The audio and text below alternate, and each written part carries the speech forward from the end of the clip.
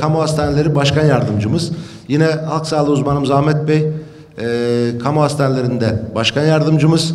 Yunus Bey, Halk Sağlığı'nda Başkan Yardımcımız. Kıymetli arkadaşlar, asıl konumuz şehir hastanemizin bölgemizde, özellikle Güney Marmara'da sağlık üslerinden bir tanesi olan, birçok özellikli hizmete imza atan ve hem şehrimizin hem bölgemizin lokomotiflerinden biri olan şehir hastanemizin yeni bir hizmeti organ ve doku nakli yapabilir sertifikasının bakanlığımızca tescilini paylaşmak üzere sizleri davet ettik.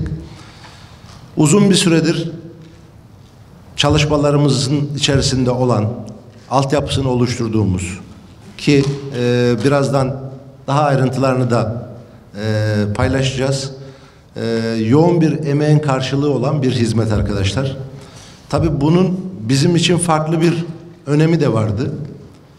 Bursa Bölge Koordinasyon Merkezi, ki 9 tane bölge koordinasyon merkezi var Türkiye'de. Bunların bir tanesi de Bursa. İçerisinde Balıkesir, Çanakkale, Yalova, Bilecik illerini de kapsayan bölge koordinasyon merkezlerinden biri Bursa. Yaklaşık 10 yıldır organ naklinde, beyin ölümü tespiti ve bunun donör haline dönüşmesinde birinciliği açık ara üzerinde taşıyan bir il konumunda ve bölge konumundaydı.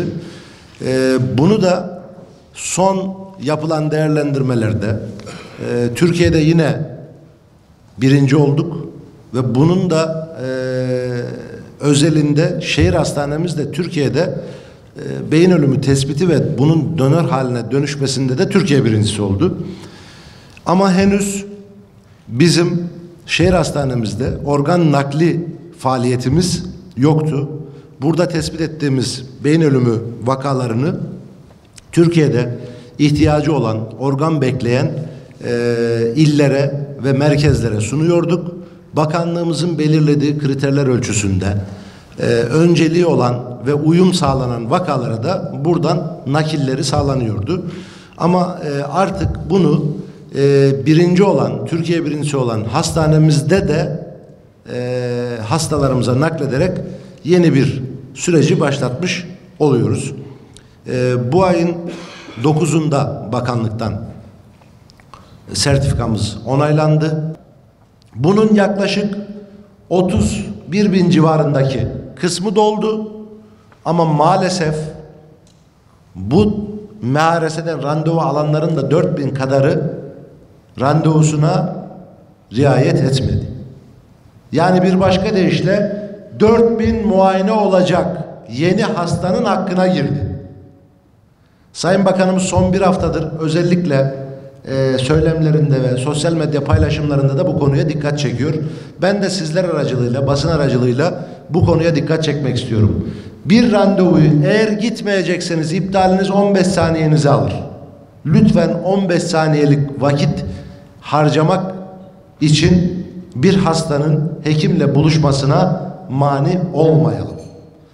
26.311 ayaktan hastanın, randevulu hastanın yanında randevu almayıp polikliniklerimize başvuran 17.280 hastaya da bu hekim arkadaşlarımız hizmet vermiş. Neredeyse toplam hastanın %40'ı bu sayı. Bu konuda da dikkatinizi çekmek istiyorum. İhtiyacı olan, hekime bir şekilde hastaneye gelmiş olan hastalarımızı da randevusu yoksa dahi elimizden geldiği kadar geri çevirmemeye gayret ediyoruz. Ama olan imkansızlıklar nedeniyle de randevusuz gelen hastalara bazen bakamadığımızda onların da bizi anlayışla karşılamasını da onlardan rica ediyoruz. Civarında ameliyat yapmışız. Covid sürecinde 500 bin civarında Covid hastası görmüşüz. Bunların 50 binini yatarak tedavi etmişiz.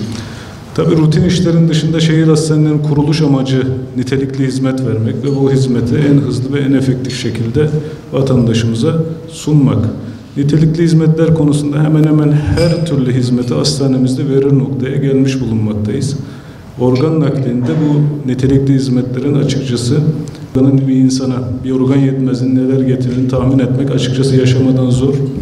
Dolayısıyla bu noktada verilen hizmet çok çok önemli buluyoruz.